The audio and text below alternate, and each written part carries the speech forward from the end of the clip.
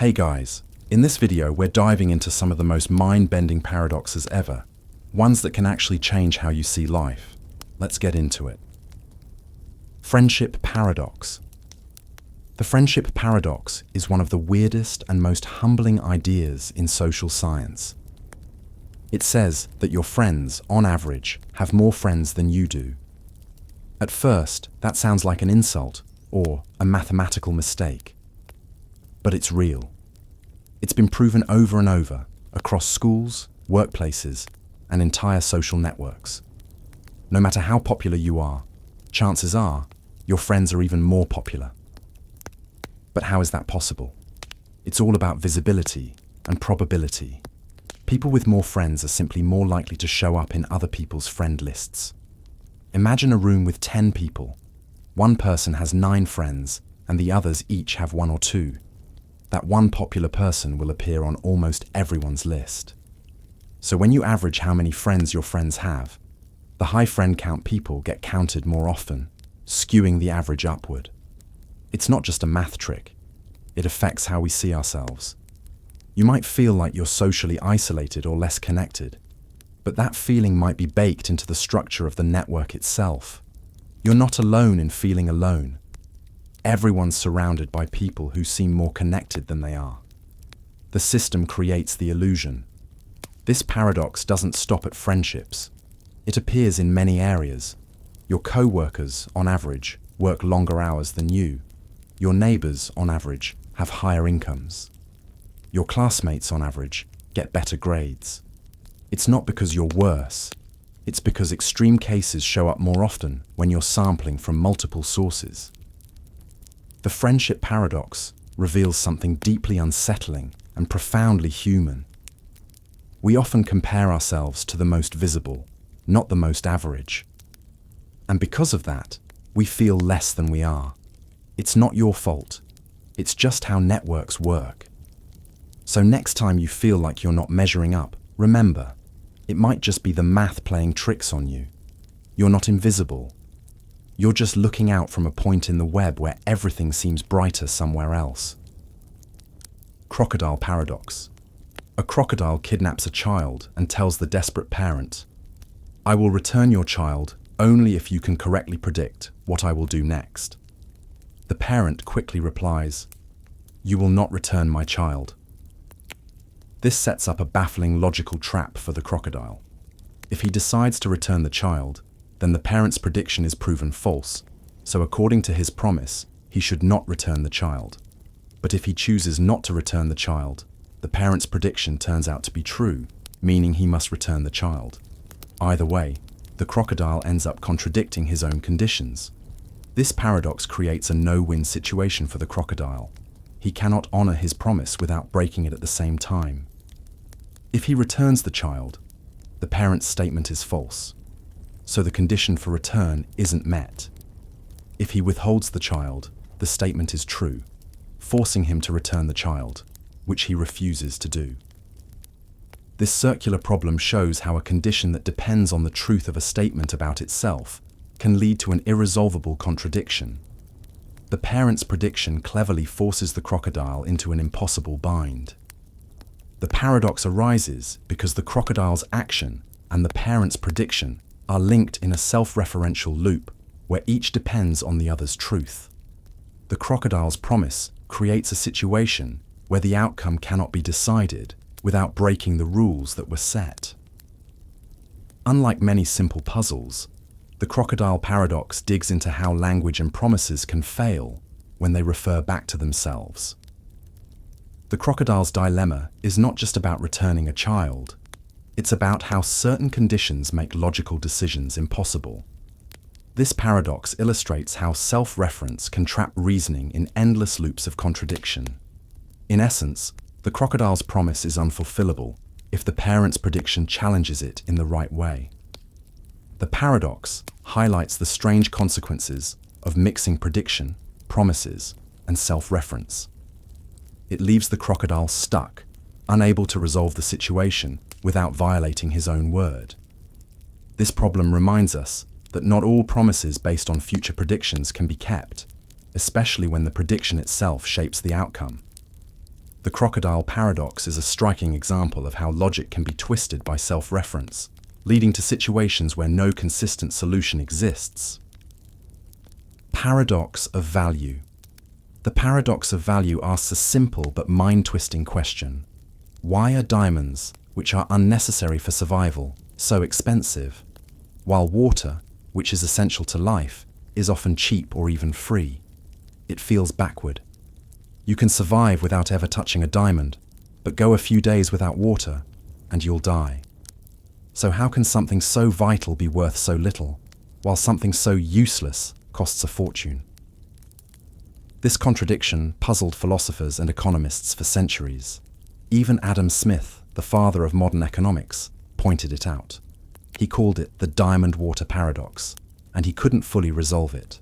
Water has enormous value in use. It keeps you alive, it cleans, it grows food. Diamonds, by contrast, have almost no use. They're mostly just pretty. But in the market, water is cheap and diamonds are priceless. Why? The answer lies in the difference between total utility and marginal utility. Total utility is how useful something is overall. Marginal utility is how useful the next unit of it is to you. Water is everywhere. It's abundant. So even though it's essential, getting one more bottle of it doesn't feel like a big deal. Diamonds, however, are rare. The next diamond you find is incredibly scarce, so its marginal utility, its added value, is huge. That scarcity drives the price up. So the paradox isn't about actual survival or importance. It's about perceived scarcity, availability, and demand. Markets don't price things based on how crucial they are to life. They price things based on how rare they are and how much people are willing to pay for just one more. That's why life-saving air is free, but a luxury perfume bottle can cost hundreds. The paradox of value reveals a deeper truth about human behavior. We often don't value things based on need, but based on want, rarity, and perception. It shows how our systems can turn necessities into throwaways and turn glitter into gold. Ship of Theseus. The Ship of Theseus is a mind-bending thought experiment that challenges our understanding of identity and change over time. Imagine a legendary ship, the Ship of Theseus, famous for its voyages and battles. As time passes, its wooden planks begin to rot and are replaced one by the ship's caretakers. Eventually, every single plank and part of the ship has been swapped out with new materials. The question is this still the same ship? Has it retained its identity despite none of its original parts remaining? Now add a twist. Suppose someone collects all the old discarded planks and reassembles them into a ship identical to the original. Which one is the real Ship of Theseus? The continuously maintained ship with new parts, or the reconstructed ship made from the original materials? This dilemma creates a paradox that challenges how we think about identity, continuity, and change. The paradox forces us to reconsider what it means for something to remain the same over time. Is identity tied to physical components, or is it about continuous existence or function? In everyday life, objects and even living beings constantly undergo change at a microscopic level. Our bodies replace cells, our possessions wear out and get repaired, yet we still consider ourselves the same person or object. The Ship of Theseus makes this intuitive feeling difficult to pin down logically. It highlights the tension between form and substance, showing that identity may not rest solely on material continuity, but also on history, function, or even perception. Some argue the continuously repaired ship is the real one because it has an unbroken history, while others claim the reassembled original parts preserve the true essence. This paradox has far-reaching implications beyond philosophy. It impacts how we think about personal identity, legal ownership, and even concepts in technology and artificial intelligence. If every part of a system can be replaced over time, what keeps its identity intact? Ultimately, The ship of Theseus remains an open puzzle, one without a definitive answer. It invites us to embrace the complexity of identity and change, and to question the assumptions we make about permanence in a world defined by constant transformation. Grandfather Paradox. The Grandfather Paradox is a classic time travel dilemma that challenges our understanding of cause and effect. Imagine you build a time machine and travel back to a point before your grandfather had children. In a sudden moment, you accidentally, or deliberately, cause your grandfather's death before he can meet your grandmother. This raises a devastating question. If your grandfather dies before having children, then one of your parents would never be born, and neither would you. But if you were never born, how could you have traveled back in time to cause his death in the first place? This paradox creates a logical contradiction because your actions in the past prevent your own existence, which means the actions themselves could never have happened. It breaks the normal flow of cause and effect, creating a loop that can't logically be resolved. If you don't exist, you can't go back and kill your grandfather, but if you don't kill him, you exist and can travel back. The Grandfather Paradox forces us to think about the consequences of time travel and whether changing the past is even possible. It highlights problems with the idea that the past is fixed and unchangeable versus the possibility of multiple timelines or parallel universes. Some theories suggest that the universe prevents paradoxes like this by disallowing events that would create contradictions, meaning you could never succeed in killing your grandfather. Others propose the existence of alternate timelines, where your actions create a new branch of reality without affecting your original timeline. Regardless of the explanation, the Grandfather Paradox remains a powerful thought experiment that challenges how we think about time, causality, and free will. It forces us to question whether time travel to the past can truly change anything, or whether it's doomed to create impossible contradictions. The paradox captures the imagination because it shows how our intuitions about time can clash with the logic of cause and effect, reminding us that some concepts, like traveling back in time and changing history, may be more complex and problematic than they seem. Sorites Paradox. The Sorites Paradox, also known as the paradox of the heap, dives deep into how we define vague concepts and where we draw the line between one thing and another. Imagine a heap of sand, just a big pile of grains. If you remove a single grain, it's still a heap, right? And if you keep removing grains one by one, at what exact point does it stop being a heap? Is it when you have 1,000 grains, 100, 10, or just one grain left? The paradox challenges our understanding of vague boundaries and how language struggles to capture continuous change. This paradox shows how small, seemingly insignificant changes can accumulate to create a drastic difference, yet there's no clear boundary where the change becomes noticeable or definable. If removing one grain doesn't stop it from being a heap, then logically removing one grain at a time should never end the heap. But that's absurd, because clearly, a single grain is not a heap. This contradiction is the heart of the Sorites Paradox. It forces us to think about how we use categories and labels in everyday life. Many concepts, like tall, rich, old, or heap, don't have precise cutoffs, yet we apply them anyway. The paradox reveals how our language and logic struggle with vagueness and borderline cases. Philosophers have tried different ways to resolve this paradox. Some suggest that vague terms don't have sharp boundaries, but fuzzy ones, meaning categories overlap and don't have clear edges. Others argue for epistemic solutions, where the paradox arises from our ignorance about the exact cutoff point. The Sorites Paradox isn't just about sand or heaps.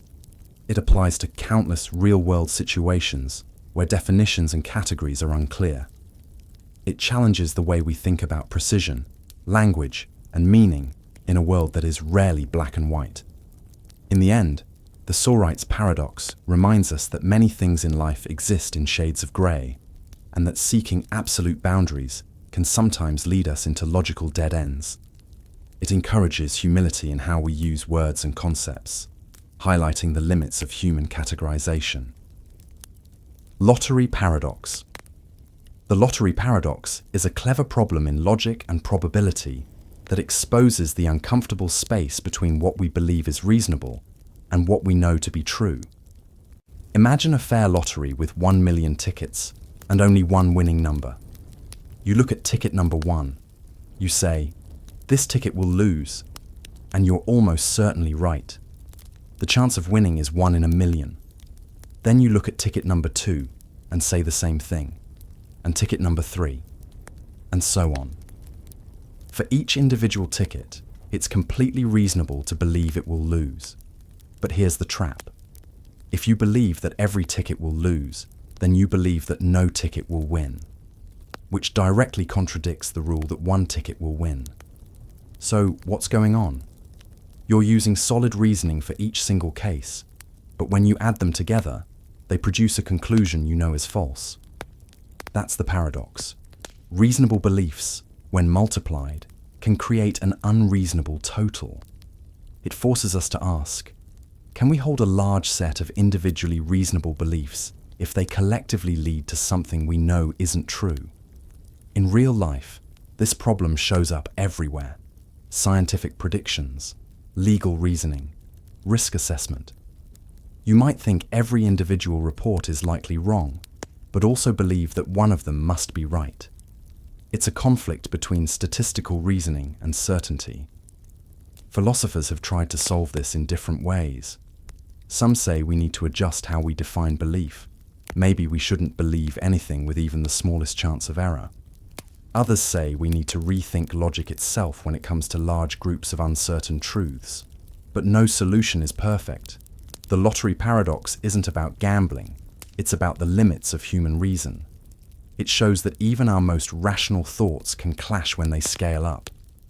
It warns us that believing too many almost certain things might quietly lead us into contradiction. And sometimes, what seems perfectly logical in small pieces falls apart when you try to hold it all at once. Liar Paradox.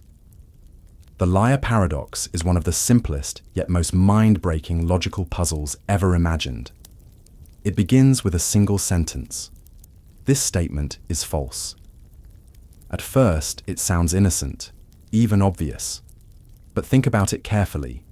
If the statement is true, then what it says must hold, that it is false. So if it's true, then it's false. But if it's false, then the statement is not false, which means it must be true. And suddenly, you're stuck in an endless loop of contradiction. It's both true and false at the same time, and neither answer seems to make sense. This paradox reveals a fatal flaw in self-referential logic. When a statement tries to describe or judge itself, it creates a contradiction that can't be resolved. It's like a snake eating its own tail, except the more it tries, the more tangled the logic becomes. No matter how you look at it, the liar paradox breaks the basic structure of truth and falsehood. You can't label the sentence true because that makes it false, but you also can't call it false because that makes it true. The very act of trying to define the statement triggers the contradiction. Philosophers and logicians have debated this paradox for centuries, and it still sparks fierce debates about the foundations of language and logic. Some theories try to escape the paradox by declaring the sentence meaningless, or by creating new systems of logic that allow for statements to be neither true nor false. Others try to limit what types of self-reference are allowed in logical systems. But no matter the approach, the paradox continues to haunt the border between truth and illusion. The liar paradox isn't just a word game. It reveals the limits of logic when faced with the infinite loop of self-reference. It shows that even the simplest sentence can cause reality to fold in on itself, and that not everything can be pinned down with true or false. It's a perfect example of how language can betray itself, a mirror reflecting itself forever, with no final answer. Unexpected hanging paradox. A judge tells a condemned prisoner, "You will be hanged at noon on one weekday next week, But the day will be a surprise. You won't know which day until the executioner knocks on your door. The prisoner, determined to beat the logic, starts thinking it through. He reasons that he can't be hanged on Friday, because if he's still alive by Thursday night, it would no longer be a surprise. So Friday is ruled out. Then he thinks, if Friday is ruled out, and he's still alive by Wednesday night, then Thursday wouldn't be a surprise either. One by one, he eliminates all the days. Convinced the hanging can't happen, he relaxes. But then, on Wednesday, the executioner knocks, and he's completely shocked. This is the heart of the unexpected hanging paradox, a situation where perfect logic leads to a false conclusion. The prisoner's reasoning seems flawless. If the hanging must be a surprise, it can't happen on any day, because by process of elimination, each day eventually becomes predictable. But the execution still happens, unexpectedly, and that contradiction breaks the chain of logic. The paradox shows how reasoning about future knowledge can twist itself into confusion. The prisoner's logic collapses because it assumes that by ruling out days, he gains certainty, but that very certainty destroys the surprise and the conditions of the promise. His overthinking becomes the trap. He expects the hanging to obey his logic, but the surprise breaks it completely. This paradox messes with how we think about knowledge, expectation, and prediction. It reveals a strange gap between what we can logically deduce and what can actually happen. Sometimes, being told something will be a surprise is enough to guarantee that it won't be, until it is. The unexpected hanging paradox is a brilliant example of how certainty can lead us straight into the arms of the unexpected. Monty Hall problem. The Monty Hall problem is a famous probability puzzle that feels like a trick because it goes against every instinct you have. You're on a game show. There are 3 doors. Behind one is a car. Behind the other 2, goats. You pick door 1.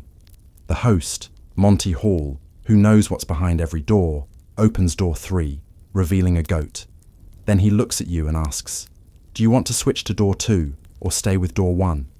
Most people say it doesn't matter. 2 doors, 1 car. It feels like a 50-50 chance. But it's not. The truth is, you should switch, and doing so doubles your chance of winning. Here's why. When you made your first choice, you had a 1 in 3 chance of picking the car, and a 2 in 3 chance of picking a goat. That probability doesn't magically change just because Monty shows you a goat. Instead, Monty's action gives you new information. He's removed 1 losing door from the equation. If your first choice was wrong, and it probably was, because you had only a 1/3 chance of being right, then the car must be behind the other unopened door. So when Monty opens a door to reveal a goat, he's actually helping you narrow down the better option. Switching gives you a 2 in 3 chance of winning, while staying keeps you stuck at 1 in 3. It feels like magic. It feels like a scam. But it's just cold, unintuitive math. The paradox here isn't that the logic is wrong. It's that your brain refuses to believe it. Even when people are told the explanation, they still resist switching. It defies gut instinct, because it seems like Monty is messing with you. But he's actually exposing one of the most famous psychological blind spots in probability. The Monty Hall problem isn't just about cars and goats. It's a perfect example of how our brains struggle to process probability, especially when new information changes the odds. It teaches us that sometimes your intuition will lie, and the only way to win is to trust the math. Zeno's paradoxes. Zeno of Elea created a series of paradoxes that have puzzled minds for over 2,000 years, and one of the most famous is the paradox of Achilles and the tortoise. Imagine the mighty warrior Achilles racing a slow-moving tortoise. Out of generosity, Achilles gives the tortoise a small head start. Now, by the time Achilles reaches the point where the tortoise began, the tortoise has moved a little farther ahead. When Achilles reaches that next point, the tortoise has moved forward again. This continues infinitely. No matter how fast Achilles runs, he must always first reach the point the tortoise has already moved from. So, according to Zeno's logic, Achilles can never catch up. This creates a paradox where a faster runner supposedly can't overtake a slower one, which contradicts what we see in real life. The core of Zeno's paradoxes lies in the idea that space and time can be divided into infinite parts. If motion requires crossing an infinite number of points, how can movement ever begin, let alone be completed? Another version, the Dichotomy Paradox, argues that before you walk across a room, you must first walk halfway, then half of the remaining distance, then half again, and again, forever. If there are infinitely many steps to take, how can you ever arrive? Zeno wasn't trying to prove that motion is impossible. He was exposing the logical problems in how we think about infinity, continuity, and time. These paradoxes challenge the idea that infinite divisions of space or time are compatible with motion. They force us to ask, can you ever complete an infinite number of tasks in a finite time? Today, we resolve these paradoxes using calculus and the concept of converging series. Even though there are infinitely many points to cross, the total time it takes can still be finite. But Zeno's paradoxes remain powerful because they reveal how easily logic can break down when faced with infinity. They show that what seems impossible in thought can still be real in motion, and that not everything we can divide endlessly stays logically sound. Fermi Paradox. The Fermi Paradox begins with one haunting question: where is everybody? In a universe that is unimaginably vast, with billions of galaxies, each containing billions of stars and potentially trillions of planets, it seems almost certain that intelligent life should exist somewhere out there. Statistically, the universe should be teeming with civilizations, some far older and more advanced than us. So why haven't we heard anything? Why is the sky so silent? This contradiction between high probability and zero evidence is the heart of the Fermi Paradox. Named after physicist Enrico Fermi, who famously asked the question during a casual lunch in 1950, the paradox forces us to face the eerie silence of the cosmos.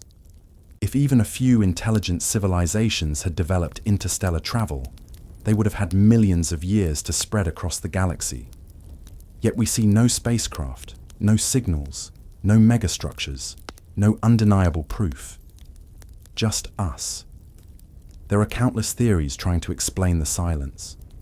Maybe intelligent life is incredibly rare or short-lived.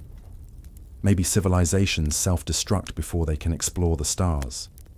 Perhaps they're out there but too alien to recognize, or avoiding us deliberately.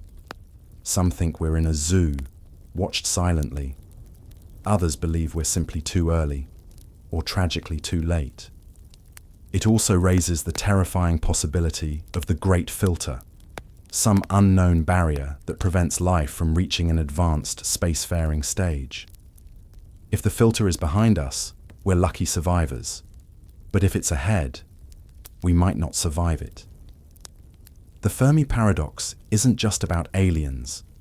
It's a mirror reflecting our future, our fragility, and our place in the universe. It forces us to question if we are truly alone, or simply deaf to the signals already being sent. And in that chilling silence, we're left staring into the stars, wondering whether the cosmos is empty, or just eerily quiet for a reason. Bootstrap Paradox. The Bootstrap Paradox is a time travel riddle that tears causality apart. Imagine you're a scientist in the future who discovers a mysterious blueprint for a time machine. You build it, travel back in time, and hand the blueprint to a scientist in the past. That scientist then uses the same blueprint to build the time machine, and later passes it down through time until it ends up back in your hands. But now ask yourself, who actually created the blueprint? This is the Bootstrap Paradox, a loop where something exists without ever being created. There's no origin, no beginning, just an object or idea that loops endlessly through time. It wasn't invented, It wasn't designed, it simply exists because it exists.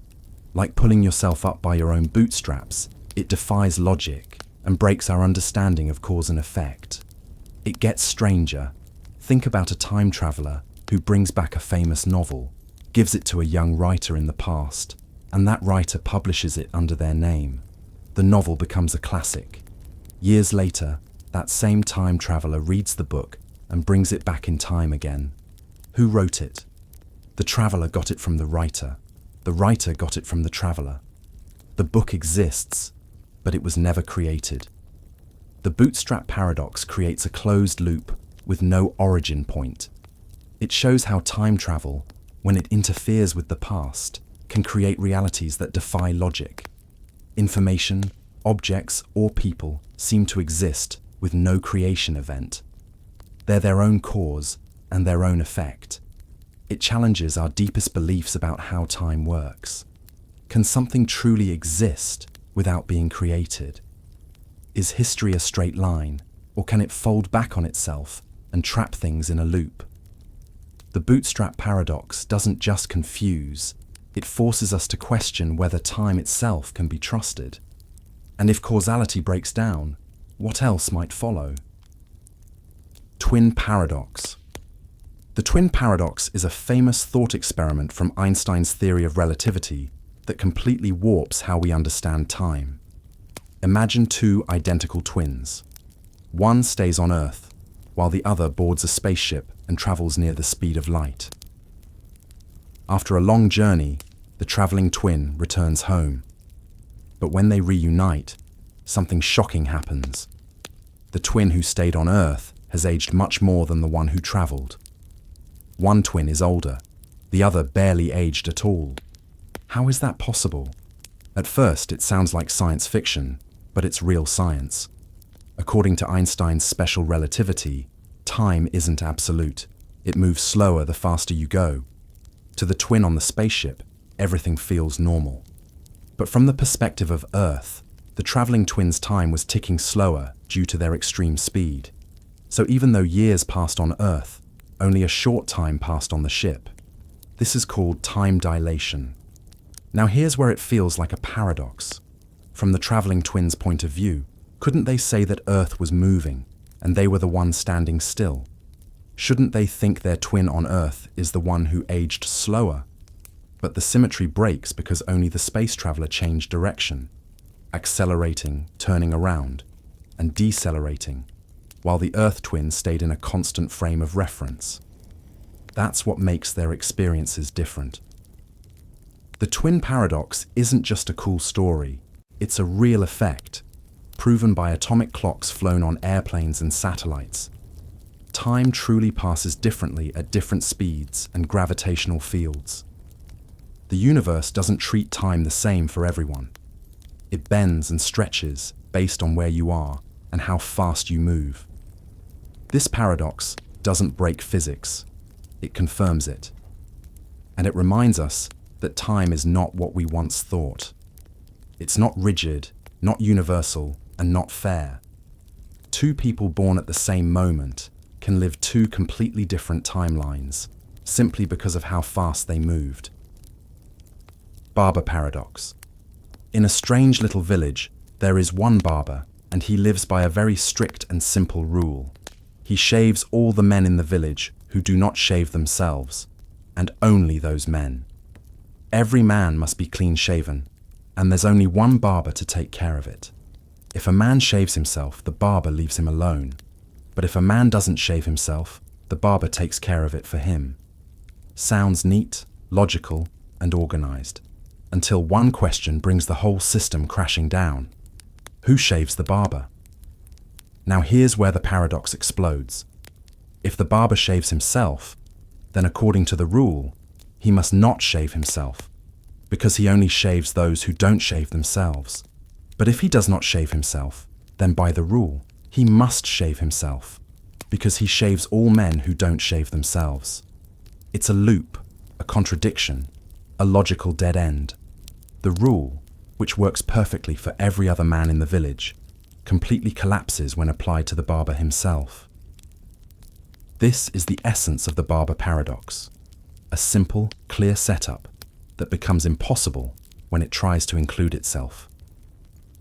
Introduced by philosopher and mathematician Bertrand Russell, this paradox is more than just a funny story. It exposes a serious problem in logic and set theory. What happens when a system tries to contain itself, or when rules are applied to things that also define the rules? Russell's point was sharp.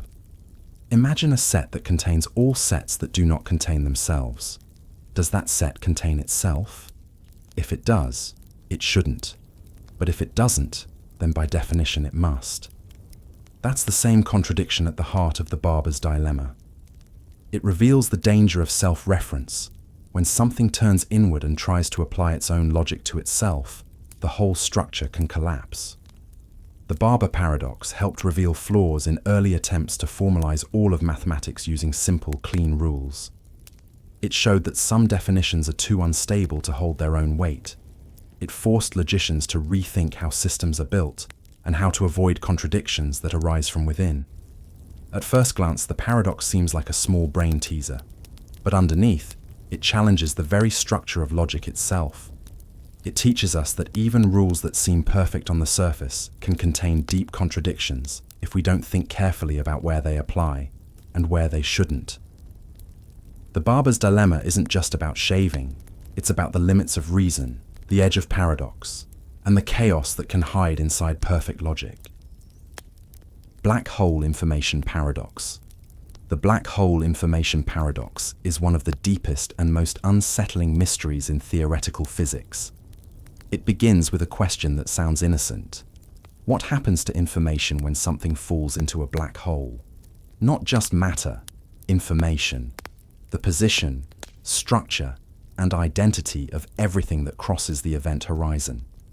According to quantum mechanics, information can never be destroyed. It's one of the most sacred laws in physics, but black holes seem to break it. When matter falls into a black hole, it disappears behind the event horizon, lost to the outside universe. Then, over time, due to a quantum effect known as Hawking radiation, the black hole slowly evaporates. Eventually, it disappears completely. But that radiation is random. It doesn't carry the detailed blueprint of what fell in. So the question is, where did the information go? If it's truly gone, then quantum theory is broken.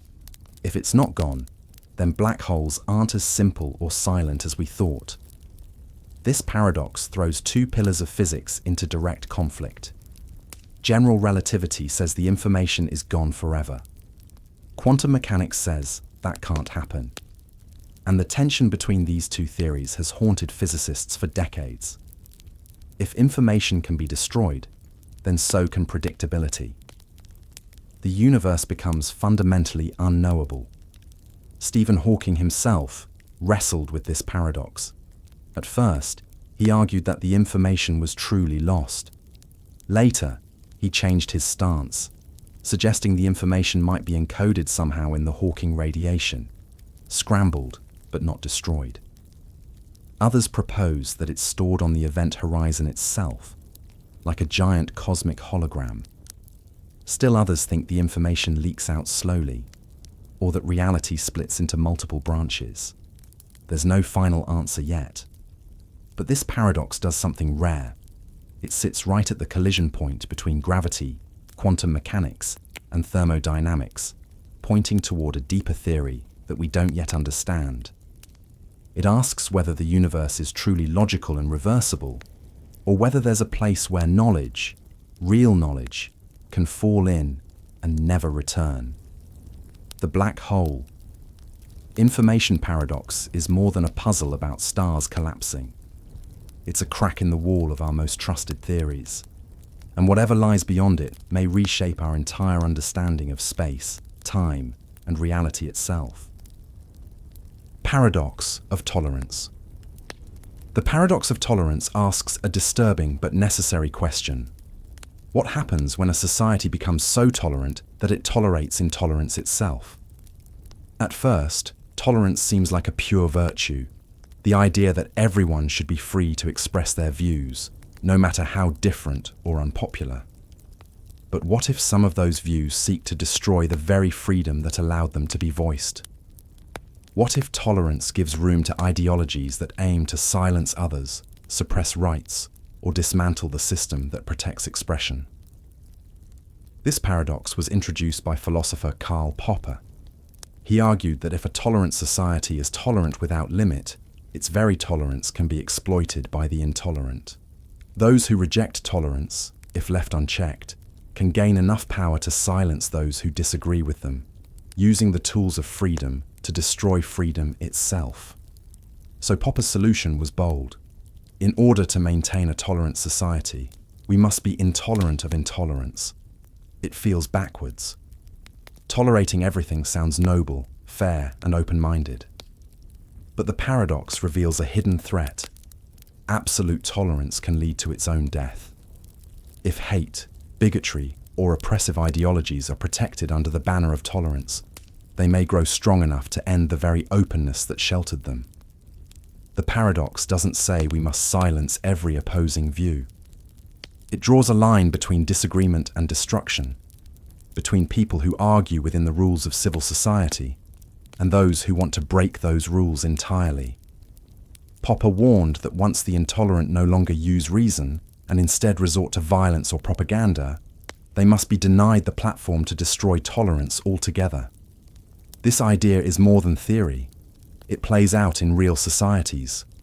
History is filled with regimes that rose to power through free speech, only to abolish it once they gained control. The paradox of tolerance is a warning. Freedom isn't just granted once and protected forever. It has to be defended, sometimes against those who would use its own openness as a weapon. In the end, the paradox forces us to confront an uncomfortable truth. To preserve a free, open society, we may have to draw firm boundaries. Not because we hate disagreement, but because some ideas, left unchecked, can destroy the very space where freedom lives. Omnipotence Paradox. The Omnipotence Paradox asks a question that sounds simple, but unravels into a deep philosophical trap. Can an all-powerful being create a stone so heavy that even they cannot lift it? If the answer is yes, then there's something the being cannot do, lift the stone, so they aren't truly all-powerful. But if the answer is no, they can't create such a stone, then again, there's something they cannot do. Either way, it appears the very concept of omnipotence defeats itself. This paradox strikes at the heart of how we define power, especially in religious or metaphysical terms. If omnipotence means being able to do absolutely anything, then it should include the ability to limit oneself. But the moment that limit exists, the power seems broken. And if you argue that omnipotence means doing all things that are logically possible, then you're not really talking about unlimited power anymore. You're tying it to logic itself. Some philosophers try to escape this by redefining omnipotence.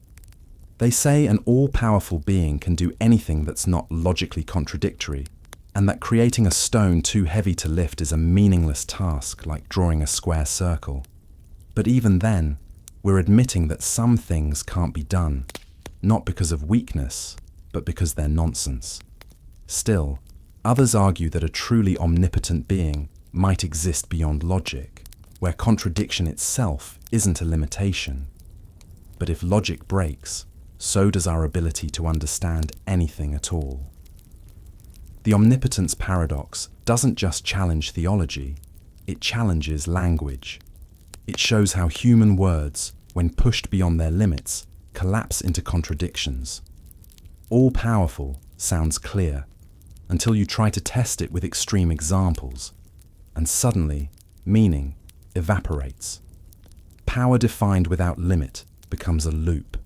A being so powerful, it can make itself powerless. In the end, the paradox forces us to admit that certain ideas might not fit inside the structure of logic or language. It reminds us that some concepts, like true infinity or perfect power, may exist more easily in belief than in reason. The Omnipotence Paradox isn't meant to disprove anything. It's meant to stretch our minds until we feel where reason ends and mystery begins. Raven Paradox. The Raven Paradox, also known as Hempel's Paradox, starts with a simple, logical idea. All ravens are black. That's a universal statement, and the way to confirm it is by observing black ravens. Every time you see a black raven, the rule seems more solid. But logic takes an unexpected turn. The statement, all ravens are black, is logically equivalent to everything that is not black is not a raven. That sounds fine, until you realize that by this logic, seeing a green apple somehow supports the idea that all ravens are black. Why? Because a green apple is something that is not black, and also not a raven. That's the paradox. Seeing a black raven clearly supports the statement, but seeing a green apple, a completely unrelated object, also confirms the same rule, simply because it fits the logical structure of non-black, non-raven. So does seeing a blue car or a white shoe. Suddenly, everyday objects seem to count as evidence for statements about ravens, and that feels absurd. The Raven Paradox shows a deep tension between logic and intuition. Mathematically, the logic checks out. But in terms of real-world reasoning, it feels ridiculous. How can spotting random non-black things strengthen our belief about ravens? The paradox doesn't break logic.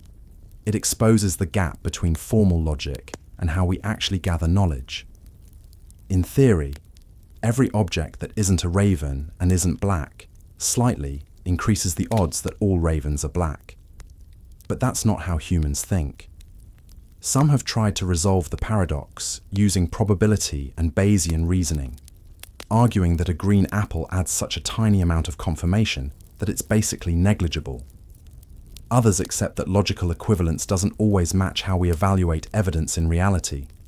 The paradox becomes a mirror, reflecting how imperfect our reasoning becomes when strict logic is applied to messy, everyday truths. In the end, the Raven Paradox isn't about birds. It's about how we justify what we believe, and how strange it gets when we follow logic into territory our instincts can't follow. Russell's Paradox. Russell's paradox is a foundational riddle that exposed a fatal flaw in early mathematics and logic. It begins with a seemingly harmless idea. Imagine a library of sets, collections of things.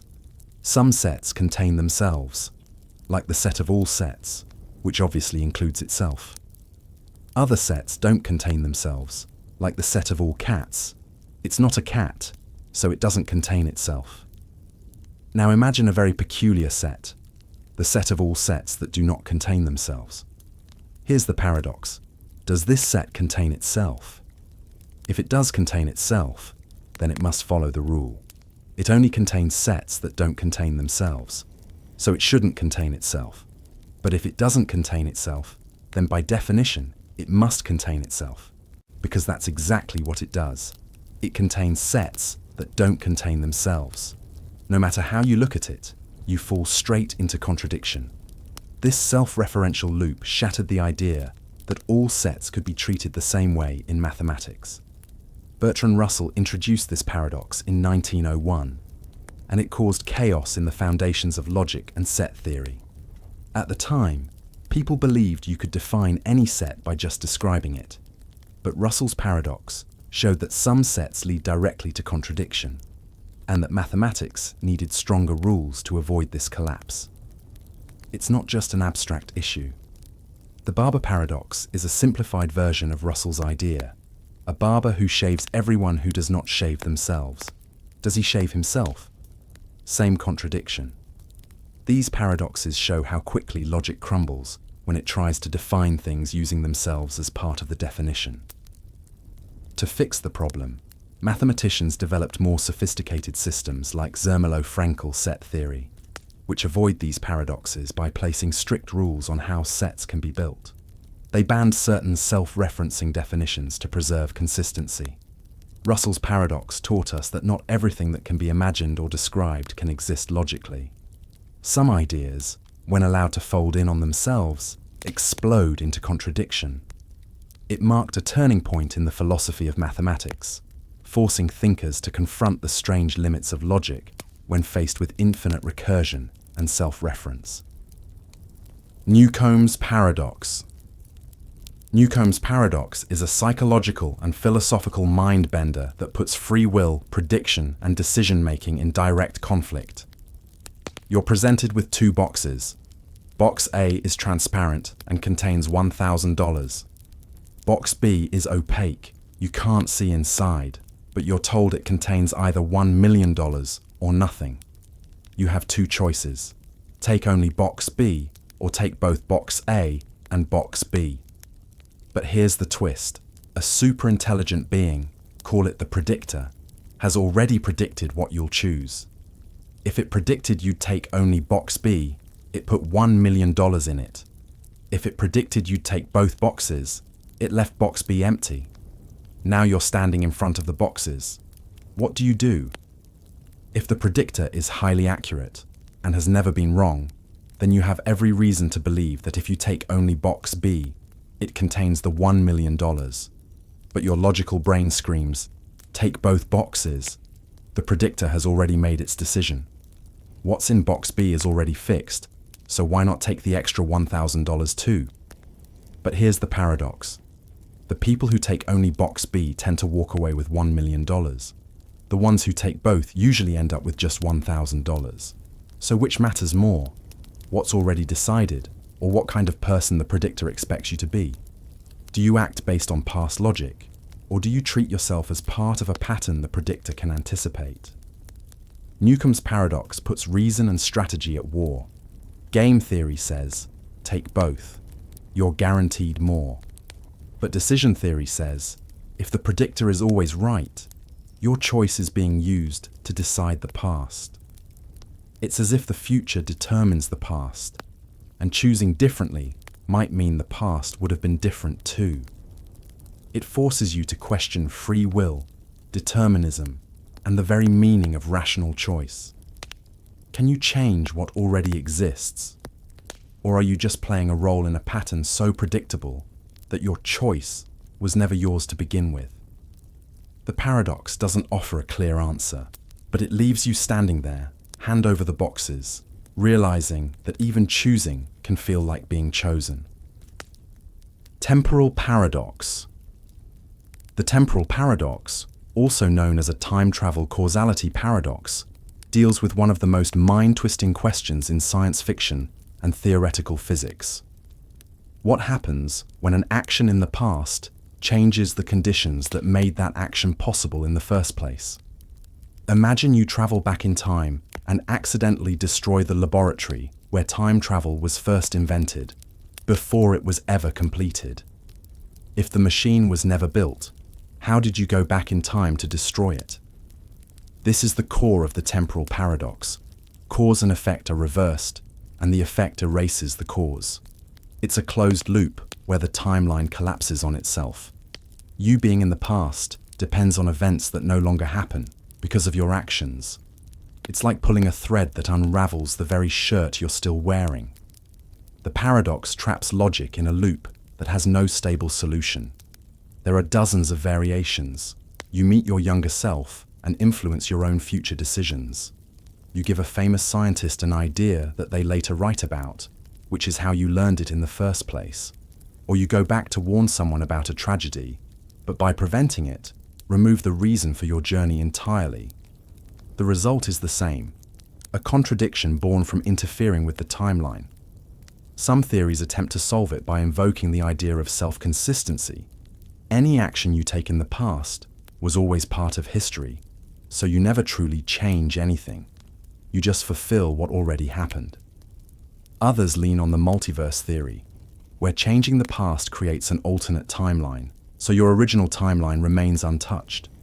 But these solutions are theoretical and come with their own issues.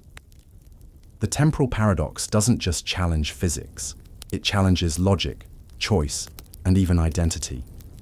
If you can change your own past, what happens to the version of you that made the change? Are you still you, or did you erase the very path that led to who you were? Time travel seems exciting, until it loops back and swallows its own tail. In the end, the temporal paradox leaves us standing in front of the past like a loaded gun, wondering if pulling the trigger means we never existed in the first place.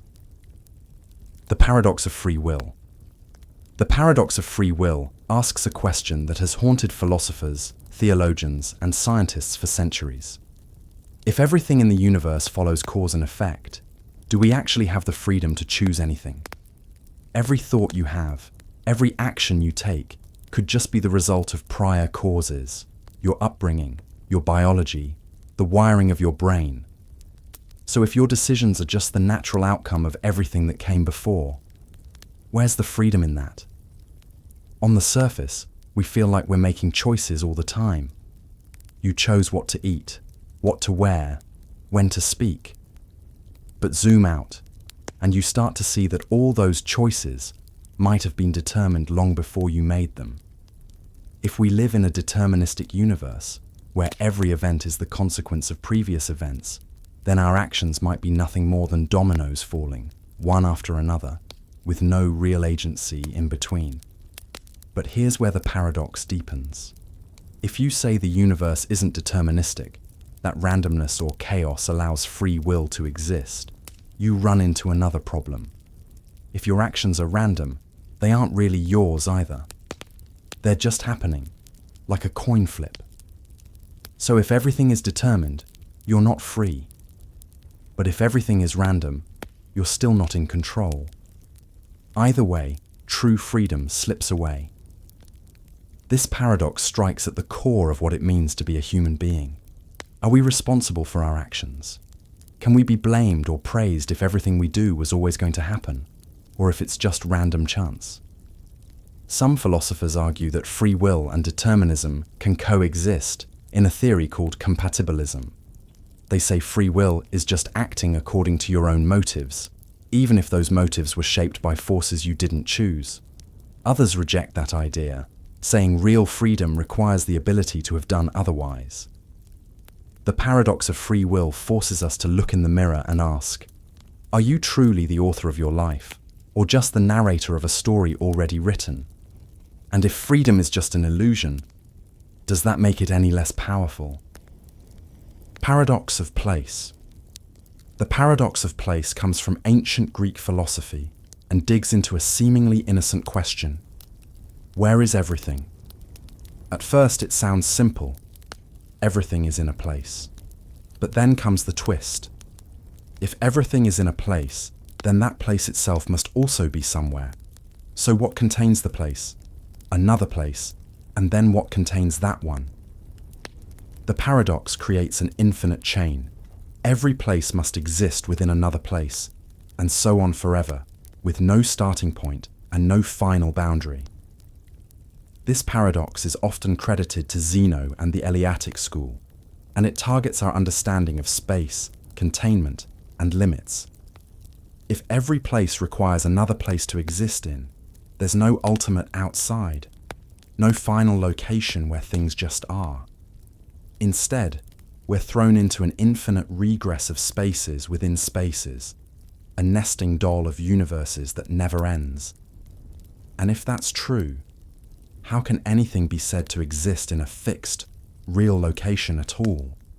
The paradox doesn't just mess with physical space, it challenges our very notion of reality's structure. It forces us to ask whether space is something real and absolute, or just a way our minds organize experience. If space needs to exist in something, then it can never be self-contained. But if space is self-contained, if there's a final place that isn't in anything, how does that make sense in a world where everything has to be somewhere? Philosophers and scientists have tried to resolve the paradox in different ways. Some argue that space is relational, meaning something is in a place only relative to something else. Others suggest that space is a background concept, not a thing that exists on its own, but a structure that helps define where things are in relation to one another. Modern physics even complicates it further, treating space as something that can bend, stretch, or even be created, raising the question of whether it has an edge at all. The paradox of place doesn't give us an answer. It pulls the floor out from under our most basic assumptions. It forces us to confront how fragile our concept of location really is, and how quickly logic collapses when we try to find the ultimate place where everything rests. Arrow Paradox. The Arrow Paradox, another one of Zeno's ancient challenges to logic and motion, asks a deceptively simple question. How can anything ever move if at every single instant it's not moving at all? Picture an arrow flying through the air. At any frozen moment in time, say 1/1,000,000th of a second, it's still. It's in one exact position, not shifting, not sliding, just suspended. If time is made up of such individual instants, and in every instant the arrow doesn't move, then how does motion ever happen? Zeno argued that if everything is made of these still, motionless moments, then motion is an illusion. The arrow is always where it is, and never where it isn't. So if we break time into tiny pieces, there's never a piece where the arrow is actually moving. But clearly, we do see arrows fly, and objects move all the time. So where's the error? In our senses, or in our logic? This paradox attacks the idea that time and motion can be understood as sequences of still frames. If every moment is like a photograph, and all those photographs are frozen in place, then movement, something that requires change between those frames, should be impossible. It's like trying to explain a film using only individual still images. None of them move, yet together they create the illusion of motion. Today, we resolve the paradox with the help of calculus. Mathematicians realized that motion can be defined not by what happens at a single instant, but by how position changes over time. The key is the concept of limits, how an object's position changes as time progresses, even if each snapshot looks motionless. But the paradox still highlights something deeply unsettling. Our everyday experience of movement doesn't fit neatly into frozen logical chunks. The Arrow Paradox forces us to reconsider whether time is truly made up of isolated points, or if it's something continuous and flowing. It challenges us to see that even the most obvious facts, like an arrow in flight, can break apart under close inspection. Movement feels natural, but when we try to freeze it and study it piece by piece, it slips away like wind through your fingers. Catch-22 Paradox. The Catch-22. Paradox is a brutal loop of logic where you're trapped by rules that contradict themselves in a way that makes escape impossible. It comes from Joseph Heller's famous novel Catch-22, set during World War II, and centers on a fighter pilot named Yossarian who wants to be declared insane so he can stop flying dangerous combat missions. But here's the twist. The military rule says if you're insane, you don't have to fly. But if you request to be grounded, that means you're sane. And sane men must fly. So no matter what you do, you lose. The paradox traps you in a situation where the very act of trying to escape proves that you shouldn't be allowed to. It's like trying to prove you're too sick to go to the hospital, but the moment you walk in and ask for help, they say you must be well enough to not need it.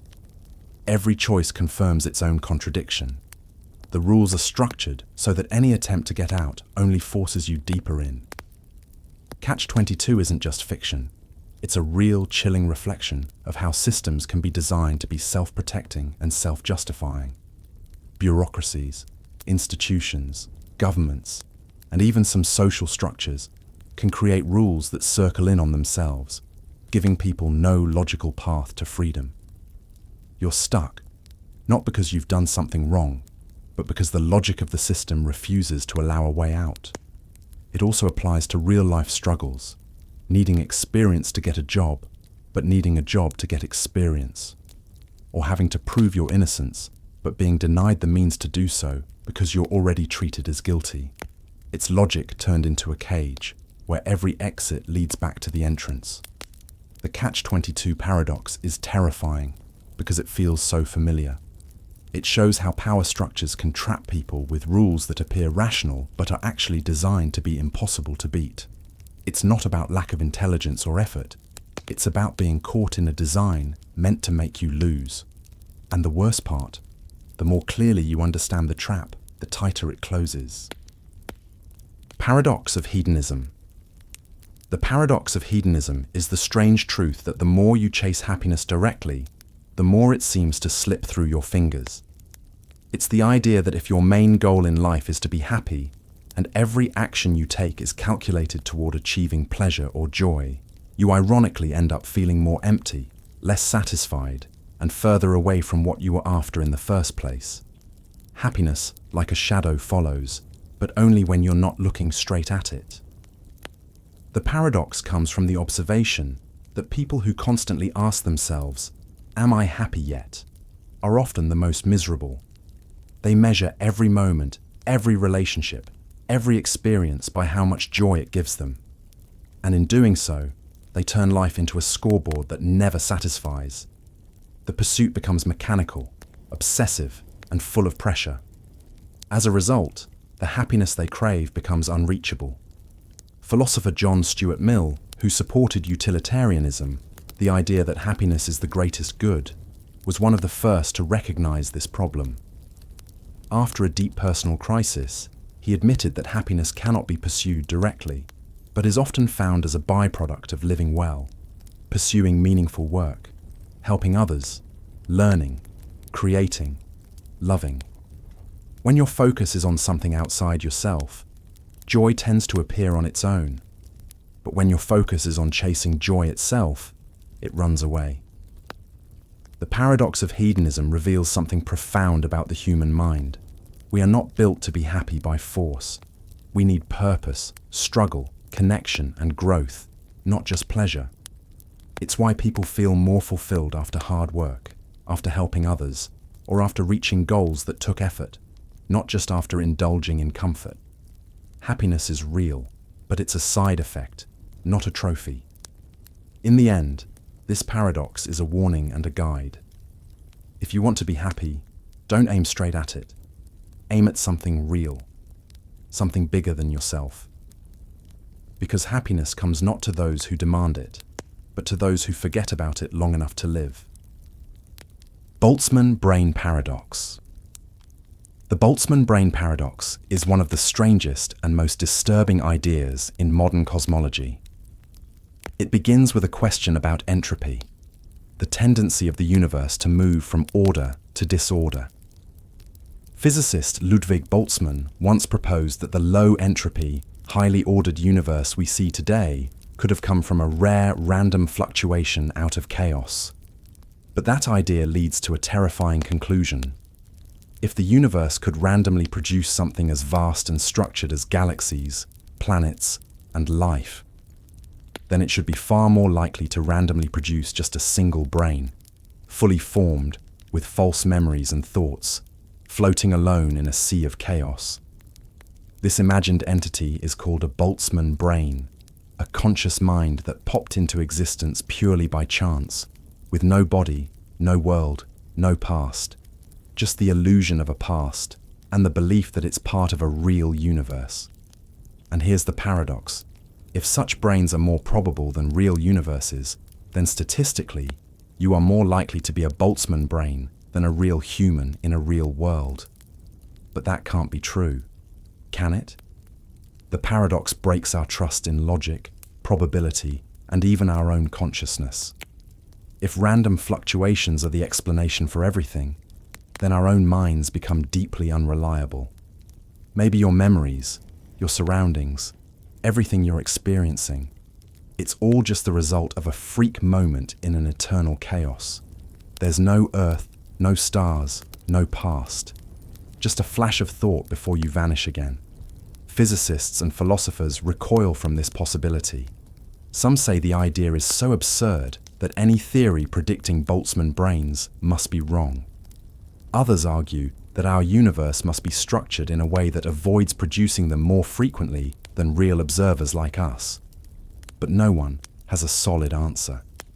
The Boltzmann brain paradox is more than science fiction. It's a deep challenge to the very idea of reality. It forces us to confront whether what we perceive is real or just the brief flicker of thought in a sea of eternal silence. If you're reading this, how sure are you that you exist at all? Pinocchio Paradox. The Pinocchio Paradox is a modern twist on the classic liar paradox, but with a wooden nose and a magic curse. Everyone knows that when Pinocchio tells a lie, his nose grows. So now imagine this scenario. Pinocchio says, "My nose will grow now." What happens? If his nose grows, then he must have told the truth, but his nose only grows when he lies. So if it grows, he didn't lie. And if he didn't lie, it shouldn't grow. But if his nose doesn't grow, that means he was lying, so it should grow. Either way, the statement flips into contradiction. If it's true, it's false. And if it's false, it's true. This paradox spins the classic liar paradox into a living, magical version where truth and consequence collide in a physical, observable way. It's no longer just words. It's logic turning into a nose that can't decide whether to stretch or stay put. The problem lies in self-reference and time. Pinocchio isn't saying, "My nose is growing," present, or "My nose grew," past. He's saying, "It will grow now." He's making a prediction about a magical event triggered only by a lie. But if that prediction is accurate, then it's true, which breaks the rules. And if it's false, the rules force it to become true. It's a perfect logical loop, now with a physical consequence. Unlike other paradoxes based on abstract logic, the Pinocchio Paradox takes place in a world with magical rules and still manages to create a contradiction that real-world logic can't resolve. It exposes how fragile truth can become when statements try to describe or control their own outcomes. It's funny, it's clever, and it's unsettling. The moment Pinocchio says those words, he traps himself in a cycle where truth forces a lie and a lie forces the truth. A wooden boy, a magical curse, and one impossible sentence that no nose can handle. Peto's Paradox. Peto's Paradox is a biological mystery that flips everything we think we know about cancer upside down. Logically, you'd expect that larger animals with more cells, like whales or elephants, should get way more cancer than smaller animals like mice or humans. After all, cancer arises when cells mutate, and big animals have way more cells dividing over longer lifespans. More cells plus more time equals more chances for something to go wrong, right? But here's the twist. They don't. Whales, elephants, and other huge animals don't get cancer at higher rates. In fact, they seem to get it less often. This is the paradox. Why don't big animals die from cancer all the time? This contradiction was first noticed by epidemiologist Richard Peto, and it shattered the assumption that cancer risk should scale with size. The paradox suggests that something very strange and very clever is happening inside large animals. Over millions of years, they may have evolved powerful anti-cancer mechanisms to survive. Elephants, for example, have 20 copies of the p53 gene, a key tumor suppressor that helps detect and repair damaged DNA. Humans only have one. Whales may have entire systems of cell regulation we don't even fully understand yet. Peto's paradox forces scientists to rethink cancer, not as a purely random failure, but as something that evolution can manage or suppress under the right pressures. If large animals found ways to suppress cancer, then maybe humans can learn from them. Maybe cancer isn't just bad luck, it's a puzzle we haven't solved yet. The paradox is also a brutal reminder of nature's complexity. It shows that our most obvious assumptions can be dead wrong, and that the truth may lie in biological strategies we haven't yet discovered. In a world where more cells should mean more cancer, the biggest creatures somehow beat the odds, and hidden in their bodies may be the secrets to saving our own. The Billiard Ball Paradox.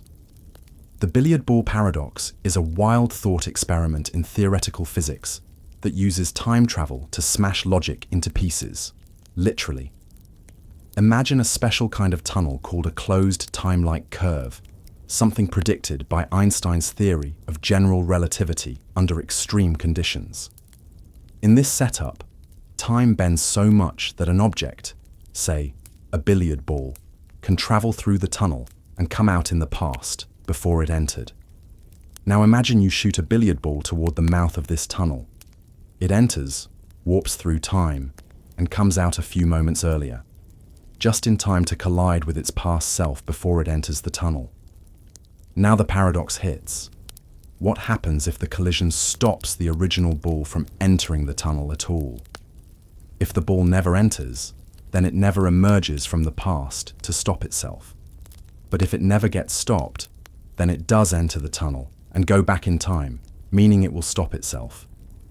You get an infinite logical loop, cause prevents effect, which erases cause, which erases the prevention. It's a time travel feedback loop where the universe seems to contradict itself. This paradox isn't just fiction, it's a serious problem in physics when considering how time travel might work. It challenges the idea of causality, the principle that every effect must have a cause that comes before it. When time loops, cause and effect start chasing each other in circles. Some physicists, like Igor Novikov, tried to solve the paradox with the self-consistency principle. It says that even if time travel is possible, events will always arrange themselves to avoid contradiction. So maybe the ball still goes through the tunnel and collides with its past self, but only gently, nudging it just enough to still enter the tunnel without stopping it entirely. In other words, the universe protects itself from paradoxes by forcing events into consistency. The billiard ball paradox is a perfect collision between physics and philosophy. It exposes the bizarre consequences of allowing time to bend and loop. It makes us question whether time travel could ever really happen, or if, in a universe with rules, some things simply aren't allowed to break themselves. The Observer's Paradox. The Observer's Paradox reveals a strange and frustrating truth. The moment you observe something, you often change it. In trying to study people's natural behavior, what they say, how they act, how they think, you influence that behavior just by being there. It's a paradox that haunts psychology, linguistics, sociology, and even quantum physics. If your goal is to understand how something behaves when it's not being watched, how do you do that? When watching it changes everything. The term comes from sociolinguistics, where researchers studying how people speak in everyday life often find that once a microphone is turned on, people change their tone, grammar, and vocabulary. They start speaking more carefully or more formally, not how they normally would. So the data becomes contaminated. You're trying to observe natural behavior, but what you end up recording is a performance. You can't get the real thing because the act of watching turns it into something else. But the paradox runs even deeper. In quantum mechanics, the observer's paradox becomes terrifyingly literal. The act of measurement itself affects the outcome. A particle like an electron doesn't even have a definite position until it's observed. Before that, it exists in a cloud of probabilities. When you look, the cloud collapses into a specific point. You don't just see the result, you help create it by looking. Reality, in a strange way, depends on being observed. This raises uncomfortable questions. Is there any such thing as pure, untouched truth? Can we ever observe without influence? Or are we forever trapped behind the glass, changing the world just by trying to understand it? The observer's paradox is more than a scientific glitch. It's a philosophical mirror. It reminds us that every observation is a relationship, not a one-way street. There's no way to fully separate the watcher from the watched. Every question leaves fingerprints. Every answer hides the shadow of the person who asked it. The intentionally blank page paradox. You flip through a book or a manual and suddenly see a page that says, "This page intentionally left blank." But here's the catch. It's not blank. The moment those words are printed, the page contains information, defeating the very statement it makes. This is the intentionally blank page paradox, a contradiction that exists in plain sight, hidden in bureaucratic logic and technical formatting. Its purpose is simple: to reassure the reader that nothing important is missing. In legal documents, exams, instruction manuals, and government files, a completely empty page might raise suspicion. Was something forgotten? Was something removed? So institutions print a sentence to confirm its emptiness. But in doing so, they fill the page. A page that claims to be blank contains a message that it's blank. It's like shouting, "I'm not speaking," or wearing a sign that says, "Ignore this sign." The paradox is small, almost silly, yet it exposes the limits of language and self-reference. It's a real-world example of the liar paradox in disguise, where a sentence contradicts itself just by being stated. The more you try to define emptiness, the more you erase it. The statement proves itself false the moment it exists. But the paradox goes even deeper. It reveals how language bends logic to serve a function. The phrase isn't meant to be literally true. It's meant to comfort, to clarify, to prevent confusion. In that way, its contradiction is acceptable, even necessary. The lie is understood as a form of truth, a blank page that speaks to say, "Don't worry, you're not missing anything." The intentionally blank page paradox shows how easily we slip into contradiction when trying to control perception. It's a glitch in logic that we've quietly agreed to ignore. A white flag of bureaucracy, a lie that tells the truth, a whisper from the page saying, "This is nothing," while still being something. Temperature paradox. The temperature paradox asks a chilling question. How can objects at the same temperature exchange heat energy? According to thermodynamics, heat flows from hot to cold. It's simple. You put a cold spoon in hot soup, and heat moves from the soup into the spoon, until both reach the same temperature. But here's the twist. Once they reach the same temperature, molecular motion doesn't stop. The particles are still vibrating, still colliding, still randomly transferring energy. So why doesn't heat keep flowing back and forth forever? This is the paradox. At thermal equilibrium, when two systems are the same temperature, energy is still being exchanged at the microscopic level. Molecules in both objects collide and trade energy constantly. But somehow, despite all this back and forth chaos, the average temperature stays the same. Energy keeps moving, yet nothing changes. Heat is flowing in both directions, but no net heat is transferred. It seems to violate the very idea of heat flow. If particles keep colliding and trading energy, why doesn't one object slowly heat up while the other cools down again? Why doesn't randomness cause an imbalance over time?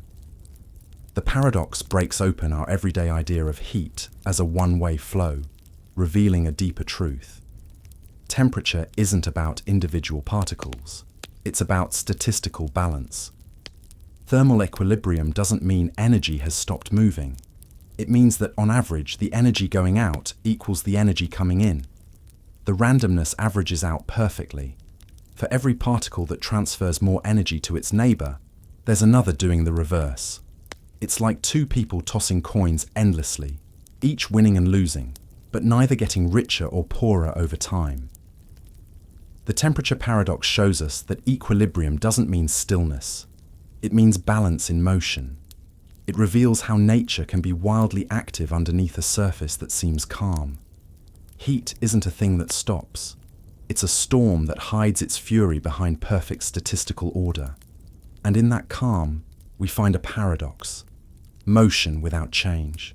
Chaos without consequence. Heat that flows, but goes nowhere. I know that I know nothing. Paradox. The phrase, "I know that I know nothing," is one of the most famous and haunting philosophical paradoxes, often attributed to Socrates, the ancient Greek thinker who reshaped the very idea of wisdom. At first, it sounds like humility, but look closer, and it begins to unravel reality itself. If you say, "I know that I know nothing," you're claiming to know at least one thing, that you know nothing. But if you truly know nothing, then how can you even know that? And if you do know that, then you do know something. This is the paradox. The moment you're certain that you know nothing, you've contradicted yourself. Knowing that you don't know is still a form of knowledge. It's self-defeating and self-confirming at the same time. The sentence destroys itself as soon as it's spoken, but it also reflects a deeper kind of awareness. Socrates didn't mean that he literally knew nothing. What he meant was this: compared to the vastness of truth, his knowledge was so small it was almost nothing. Unlike others who believed they were wise, he realized how little he truly understood.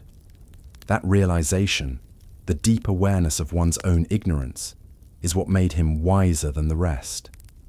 It's not a logical paradox like, "this statement is false," but an epistemological one, a paradox about knowledge itself. It forces us to question what it means to know anything at all. Is wisdom knowing facts? Or is it knowing the limits of your mind? The statement creates a mental loop. If you believe it, you must doubt it. But if you doubt it, you might believe it again. It becomes a spiral of self-awareness, a mirror held up to the soul, where certainty evaporates and humility begins. "I know that I know nothing" isn't meant to be solved. It's meant to open a door to curiosity, to questioning, to wonder. It's a reminder that the pursuit of knowledge starts not with answers, but with silence, doubt, and the courage to admit how vast the unknown truly is. Elevator Paradox. The elevator paradox is a strange but very real statistical illusion that messes with your everyday experience, and you've probably felt it without realizing. Picture this. You live in a tall building, and it seems like every time you get on the elevator, it's coming from a higher floor and already crowded. You rarely catch it empty, but your neighbor on the top floor, they often find it waiting, empty, just for them. Why does it feel like you always get the worst deal? This is the paradox. Even if people are evenly spread out across all floors, elevators spend more time on floors with more traffic.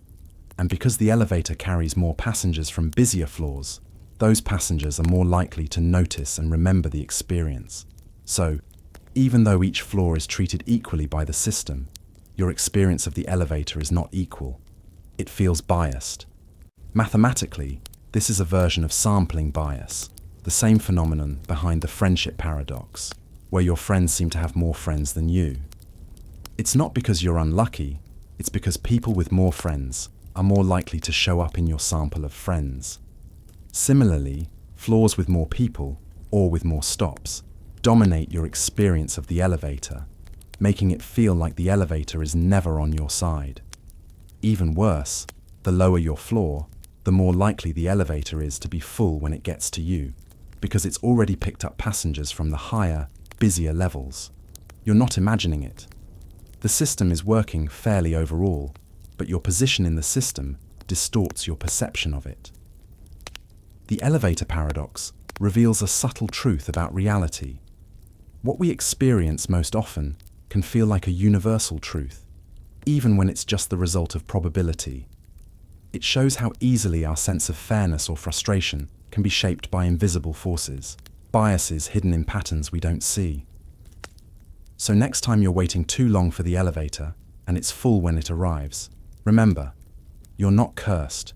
You're just caught in a paradox, where the system plays fair, but it never feels like it. Hilbert's Grand Hotel Paradox. Hilbert's Grand Hotel Paradox is one of the most mind-bending illustrations of infinity ever imagined. Picture an enormous hotel with an infinite number of rooms, each numbered 1, 2, 3, 4, and so on forever. Now imagine this hotel is completely full.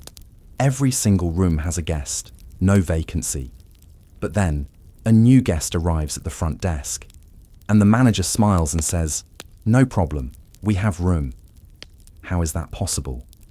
The manager simply asks every guest to move one room over. The guest in room 1 moves to room 2. The guest in room 2 moves to room 3, and so on. Since there's an infinite number of rooms, everyone has somewhere to go. Room 1 becomes empty, and the new guest checks in. A full hotel with infinite rooms suddenly has space. That's the paradox. But it gets crazier. Suppose an infinite bus arrives, with infinite new guests. Still not a problem. The manager asks the current guests to move to even-numbered rooms. Guest in room 1 moves to room 2. Room 2 moves to room 4. Room 3 to room 6, and so on. Now all the odd-numbered rooms are free, and there are infinitely many of those. The infinite new guests now fill them. The hotel was full, and yet now it's twice as full, and still not full.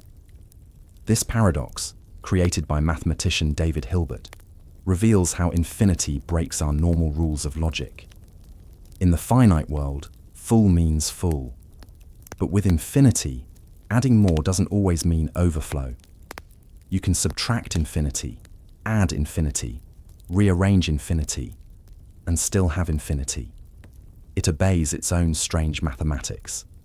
Hilbert's Grand Hotel isn't a real place, but it exposes the bizarre reality of infinite sets.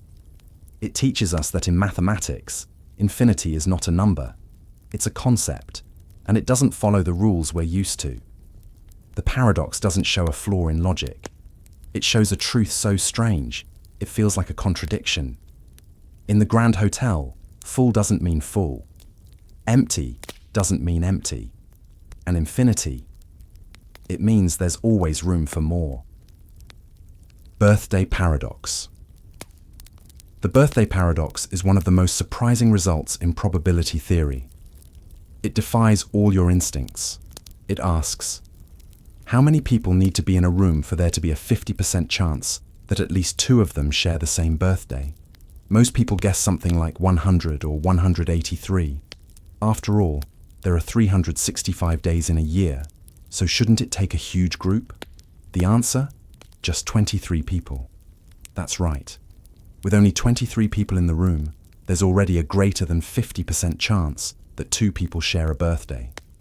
At 57 people, the odds jump to over 99%. This isn't a mistake. It's a deep misunderstanding of how probability actually works. The trick is that the paradox isn't about someone sharing your birthday. It's about any pair in the group sharing any birthday. With 23 people, there are 253 possible pairs. That's a lot of chances for a match. Most people think linearly, 1 birthday versus 365 days. But probability doesn't play fair. It builds exponentially. Every new person adds a bunch of new pairings to check. You're not just comparing 1 birthday at a time, you're comparing everyone against everyone else. This paradox is used in cryptography, where it reveals how easy it is to find 2 pieces of data that produce the same output. What's known as a collision. It also applies in everyday thinking, reminding us how unreliable our intuition is when it comes to randomness. The birthday paradox isn't really a paradox in logic, it's a paradox in expectation. It reveals the gap between what seems likely and what actually is. It teaches us that our brains are wired for short-term cause and effect, not the weird geometry of chance. So next time you're in a room with 23 people, ask around. You might find a birthday twin, not because the world is small, but because probability is far sneakier than it seems. Schrödinger's cat. Schrödinger's cat is a legendary thought experiment in quantum physics that sounds like a cruel joke, but it's really a challenge to how we understand reality itself. Imagine a cat sealed in a steel box. Inside the box is a radioactive atom, a Geiger counter, a vial of poison, and a trigger mechanism. If the atom decays, the detector goes off, breaking the vial and killing the cat. If it doesn't decay, the cat lives. But here's the twist. The decay of the atom is a quantum event, meaning it exists in a superposition, both decayed and not decayed, until it's observed. So, according to quantum mechanics, until someone opens the box, the cat is not dead or alive. It's both dead and alive at the same time, existing in a bizarre in-between state of quantum uncertainty. It's not that we don't know, It's that the cat literally exists in both states at once, according to the mathematics of quantum theory. Erwin Schrödinger created this paradox in 1935, not to support the idea, but to criticize it. He wanted to show how absurd it would be to apply the strange rules of quantum particles to large real-world objects like cats. At the quantum level, particles can be in multiple states at once, spin up and down here and there. But when we look at them, the possibilities collapse into one definite outcome. This is called the collapse of the wave function. The cat, in this analogy, becomes the ultimate victim of that uncertainty. The paradox strikes at the heart of a major debate in physics. Does observation create reality? Until the box is opened, is the cat truly both dead and alive? Or is it just our knowledge that is incomplete? Some interpretations, like the Copenhagen interpretation, say reality collapses when observed. Others, like the many worlds interpretation, say both outcomes happen in separate branching universes. Schrödinger's cat isn't about cats. It's about what the universe is doing when no one is looking. It asks whether reality is fixed, or if it's built moment by moment, collapsing into form only when measured. And in that dark, sealed box lies one of the deepest, weirdest questions science has ever asked. What is real, and when does it become real? Sword and shield. Paradox. The sword and shield paradox is an ancient Chinese thought experiment that slices straight through logic with its own contradiction. It begins with a traveling merchant who boasts to a crowd, "This is the strongest shield in the world. Nothing can pierce it." Moments later, he raises another item and proclaims, "And this is the sharpest sword in existence. It can pierce anything." The crowd falls silent. One person steps forward and asks, "What happens if you use your sword against your shield?" And just like that, the paradox explodes. If the shield truly cannot be pierced, then the sword must fail. But if the sword truly pierces anything, then the shield must break. Both cannot be true at the same time. One contradicts the other. This creates a loop where the claims cancel each other out. The paradox reveals what happens when two absolute ideas collide. Each one erases the possibility of the other. In Chinese, the word for contradiction, Mao Dun, literally comes from the words for spear and shield. This paradox is so fundamental to logic that it shaped the very language used to describe disagreement. It's not just about weapons, it's about incompatible absolutes, promises that undo themselves, systems that collapse when tested from within. The sword and shield paradox applies to modern ideas too. It appears anywhere two unstoppable forces meet, an algorithm that claims to block all spam and a message designed to bypass every block. A perfect encryption and a perfect decryption. Total security and total transparency. Every time you claim something is truly invincible, you invite the idea of something truly unstoppable, and they cannot coexist. At its core, the paradox teaches a sharp lesson. Be wary of absolutes. In a world where everything has limits, claiming limitless strength or total defense opens the door to contradiction. And when you claim both at once, your own logic turns and strikes itself. The sword pierces the shield, and the truth splits in two. Dichotomy Paradox. The Dichotomy Paradox, one of Zeno's classic brain twisters, cuts into the very nature of motion. It begins with a simple task: walk across a room. But before you get to the other side, you must first walk halfway. Before reaching halfway, you must go a quarter of the way. Before that, an eighth, then a 16th, and so on, forever. To reach any destination, you must first complete an infinite number of smaller steps. But how can that be possible? This is the paradox. If motion requires completing an infinite number of tasks, how can anything ever move?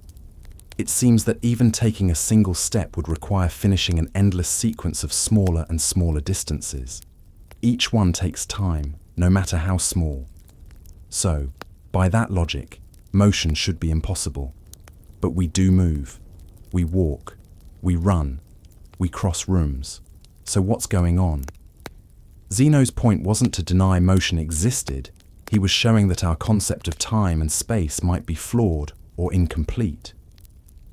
He wanted to expose the hidden contradictions in how we understand continuity. If we break space into infinite pieces, does time break too?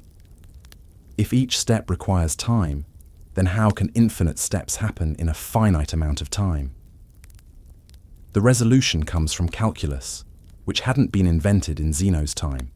It shows that the sum of infinite shrinking distances can equal a finite number.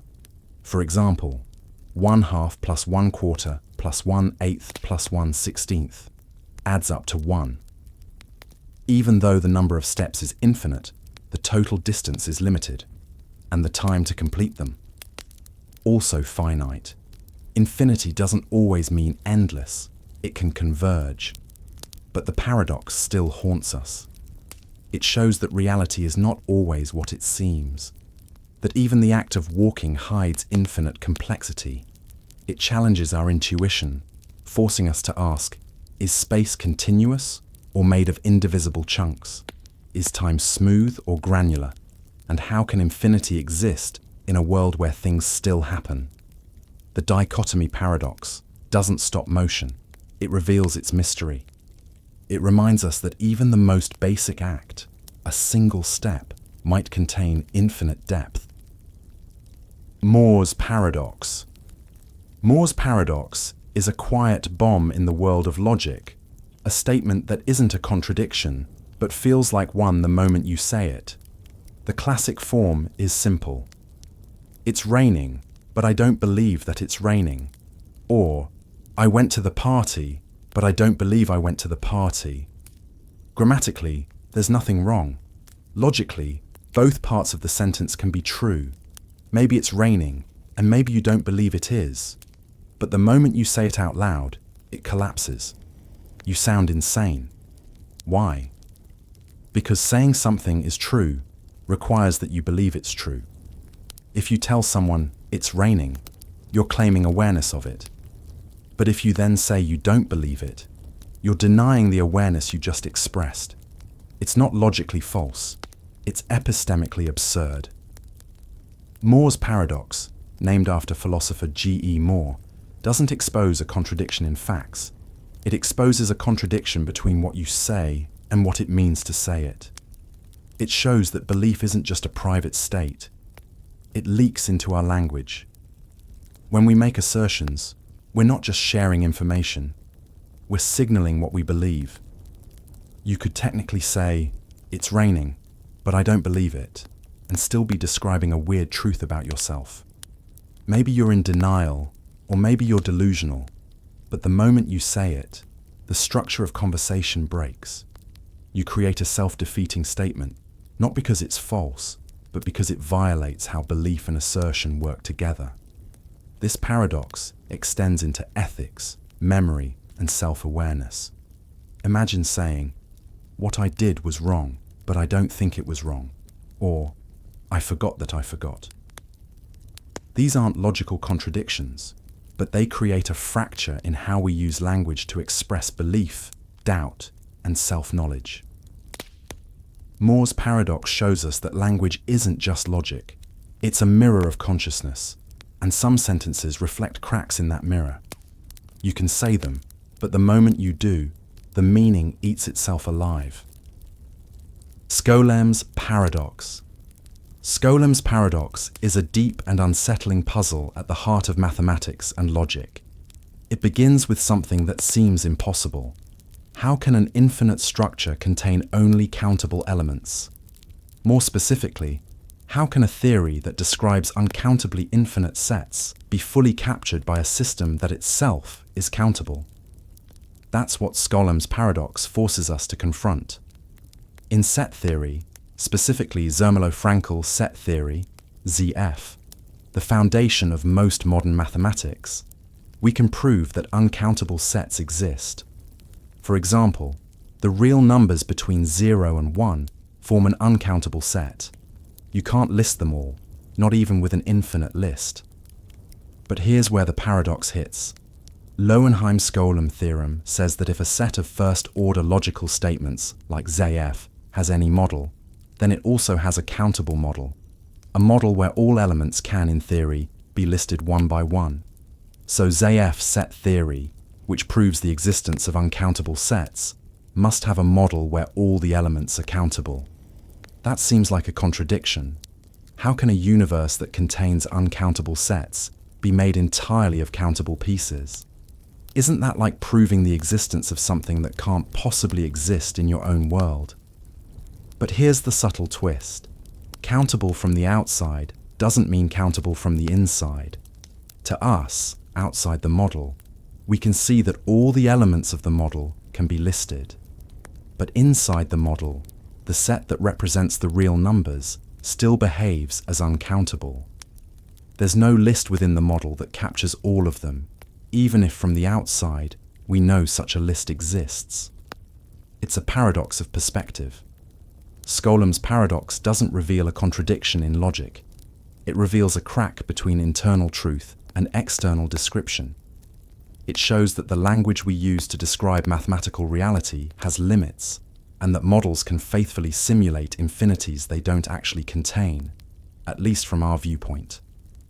It's like stepping into a virtual world where a character insists there are things that can't be counted, while you, the programmer, know exactly how every piece of the world was built. The model believes in uncountable infinity, but the system that supports it is built from countable parts. Skolem's paradox isn't about numbers. It's about the boundary between truth and simulation, between what a system believes and what exists beyond it. And in that dizzying space between levels of reality, logic bends quietly, without ever breaking. The Preface Paradox. The Preface Paradox is a subtle and unnerving contradiction that hides in plain sight, in the front of a book. Imagine an author has just finished writing a serious, well-researched book containing 100 detailed claims, facts, arguments, historical references, carefully chosen words. In the body of the book, they assert each claim with confidence. But in the preface, they write something like, "Despite my best efforts, there may be errors in this book." And there's the paradox. The author is saying, everything in this book is true, except probably not. On one hand, they believe every statement they've made, otherwise they wouldn't have written it. On the other hand, they also believe that, statistically, at least one of those claims is probably wrong, simply because no one is perfect and mistakes happen. So they're stuck believing two things that seem contradictory. 1. Every individual statement in the book is true. 2. At least one statement in the book is probably false. This isn't a logical contradiction. You can believe all the statements and still think there's probably a mistake somewhere. But psychologically and epistemically, it feels wrong. You're asserting complete confidence in each part, while admitting doubt about the whole. This paradox exposes a hidden flaw in how we manage belief. It shows that reasonable beliefs in isolation can combine into something unreasonable. You trust every chapter, but distrust the book. You believe every soldier will hold the line, but expect the army to break. It's a tension between local certainty and global humility. The Preface Paradox applies far beyond books. It touches science, law, journalism, even our personal lives. You might trust every choice you've made, yet still believe you've probably made a mistake somewhere. It's not irrational, it's realistic. But it reveals how easily belief can become fragile, even when every part feels strong. In the end, the paradox reminds us, belief is not binary. It's not always true or false, certain or doubtful. It's layered, messy, and sometimes contradictory, just like the mind that writes the book and the one that reads it. Forgiveness. Paradox. You hurt someone. Maybe it was a word, maybe a silence, maybe something you didn't even understand at the time, but it left a mark.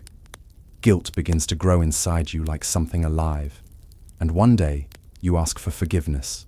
They look at you, calm, unreadable, and say, "Yes, I forgive you, as long as you still feel guilty." It sounds kind, it sounds healing, but in that moment, the trap quietly seals shut. Because now, the forgiveness depends on your suffering. The only way you can remain forgiven is if you never stop feeling bad. The moment you begin to forgive yourself, the condition dissolves. If the guilt fades, then maybe you didn't really care. If you move on, maybe you never deserved forgiveness in the first place. And so, to be cleansed, you must remain unclean. To be free, you must remain chained to the feeling that broke you. You thought forgiveness was an escape, a release, a return to peace. But instead, it becomes a contract made of shame. You carry the guilt not because they still hate you, but because their love demands it. You aren't being punished, but you are not allowed to heal. You begin to wonder, is this forgiveness, or is it a slow form of penance dressed as mercy? The paradox deepens. If you let go of guilt, does that make you selfish? But if you cling to guilt, aren't you just worshipping your own pain? You're not trying to undo the harm, you're trying to stay worthy of being forgiven. It's no longer about what you did. It's about who you are while remembering what you did. You become a ghost haunting your own past. Forgiveness is supposed to close the wound, but in this paradox, it stitches it open. It says, you are forgiven, but only if you never act like it. And so you smile, nod, and say thank you, while quietly becoming someone who was forgiven, and never, ever allowed to forget. The Archive Paradox. You discover a hidden archive, a place untouched by time, where endless shelves stretch beyond sight. Every book bears your name. You pick one up, open the cover, and begin to read. It's your life, but not the one you've lived. Every chapter is unfamiliar. It speaks of choices you never made, roads you never took, people you never met. Yet the handwriting is yours. The thoughts feel like echoes. The regrets feel strangely familiar. And on the spine of every book are titles like The Life Where You Never Left, The One Where You Lied, The Version Where You Were Honest. The keeper of the archive tells you a rule. Choose any book. That will become your reality. You laugh at first. But as you turn the pages, the story begins to shift. Details change. People blur. Places rearrange themselves to fit your attention. The more you read, the more your memories change. As if the book isn't recording your life, but rewriting it in real time. And then you realize you were always going to pick that version. The archive didn't offer choices. It offered confirmation. You want to believe you still have free will, but your hands are already holding the story you most desired. And now it's happening. Conversations, events, decisions. You read them first, and then they unfold exactly as written. You're no longer living your life. You're remembering it in advance. That's the paradox. If you chose the book freely, then your future is open. But if everything in it is already true, then your choice was never yours. You chose a destiny, but destiny also chose you. And now the question loops endlessly. Are you shaping your story, or is the story shaping you? You try to close the book. You try to put it back. But the moment you looked inside, something latched onto you. The archive doesn't forget. And maybe it never really records anything at all. Maybe the archive was always empty until you started reading. Maybe every book was blank, and the ink is just your own belief, binding your fate with every word you let yourself believe. The Memory Rewind Paradox. You invent a device that rewinds time, just 5 seconds. Not the world, not the people, not the events. Only your consciousness travels backward. Your body remains the same, but your mind, your thoughts, your memories, jumps to 5 seconds ago. You remember what just happened, while everyone else remains unaware that time ever bent.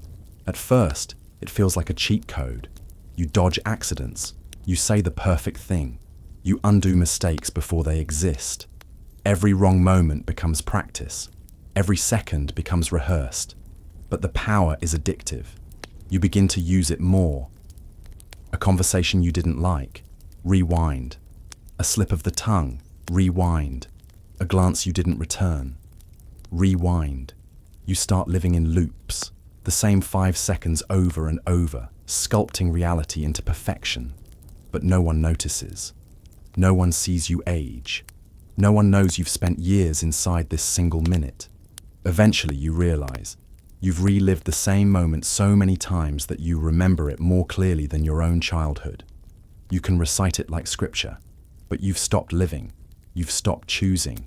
You've started curating your reality. And suddenly you don't know who you are anymore. The person who said the perfect thing, or the one who fumbled it 100 times first. Then the deeper horror sets in. What if the person you're speaking to is doing the same thing? What if everyone is rewinding? What if time isn't moving forward at all, but circling endlessly in silence, with each mind alone in its own looping perfection? And worst of all, what happens when the moment comes that you want to stop rewinding, but don't remember if you already did? The memory rewind paradox traps you in a cage of your own awareness. Not because time is broken, but because you've shattered your ability to accept a single, unedited truth. You are no longer living life. You are rehearsing it forever. And the more you remember, the less real any of it feels. The forgetting paradox. You're given a gift, the power to forget anything. A memory, a face, a wound, a fear. Gone forever, as if it never happened. But there's one rule. When you forget it, you will also forget that you chose to forget. You will not remember the moment you made the decision. You will not remember what was lost or why it was important. You will only wake up lighter, but emptier. At first, the offer feels like mercy. Who wouldn't want to erase the worst thing they've ever felt? To snip out trauma like a rotten thread. But then you hesitate. If you forget it, you also forget wanting to forget. You forget the burden, but also the strength it took to carry it. The scar vanishes, and with it, the story. Was it pain, or was it the proof that you survived? You begin to wonder, if forgetting makes you feel better, does that mean you were better off not knowing in the first place? But if you didn't know, would you even be you? Your identity is stitched together by what you remember. Your fears, your loves, your failures. Every lesson you ever learned was born from something that hurt. And now you're holding a blade to your own narrative, about to sever something, and then forget you ever held the blade. That's the paradox. To be free of pain, you must lose part of yourself. But if you lose it, you won't know what you lost. Was it meaningless? Or was it everything? You can't ask, because the moment you do it, the question is gone too. The forgetting paradox is not about erasing pain. It's about the cost of peace. You may feel healed, but you'll never know what was taken to make you whole. The hole will be filled, the silence complete, and you will walk away with a calm you didn't earn, built on memories you no longer have the right to mourn. The answer. Paradox. You search your whole life for one thing. The answer. Maybe it's the meaning of life. Maybe it's why you suffer. Maybe it's who you really are when no one's watching. You read, you wander, you ache, you bleed. And finally, after years of breaking yourself open, you find it. A single, clear, undeniable truth. The kind that silences your thoughts. The kind that makes the world stop moving. The kind that fits too perfectly into the empty spaces you've been carrying. But here's the paradox. The moment you believe it, you stop searching. And the moment you stop searching, you begin to rot. Not your body, your soul, your hunger for understanding, your curiosity, your chaos. They go quiet. The flame that led you through darkness now flickers out, smothered by certainty. You realize that every step of your journey was powered not by answers, but by not knowing. Doubt kept you alive. Longing gave you motion. The questions made you human. And now? You've arrived at the end of the road, and it's too complete, too neat, too still. You begin to suspect the answer wasn't the reward. It was the trap. It feeds your need for closure, but kills your need for growth. It comforts you with finality, but strangles all further wonder. And worst of all, what if the answer is wrong, but feels so right that you never question again? That's the answer paradox. To find the truth is to risk becoming blind to anything beyond it. The moment you know, you forget how to ask. And in that forgetting, you may not lose your mind, but you just might lose everything that made it worth having.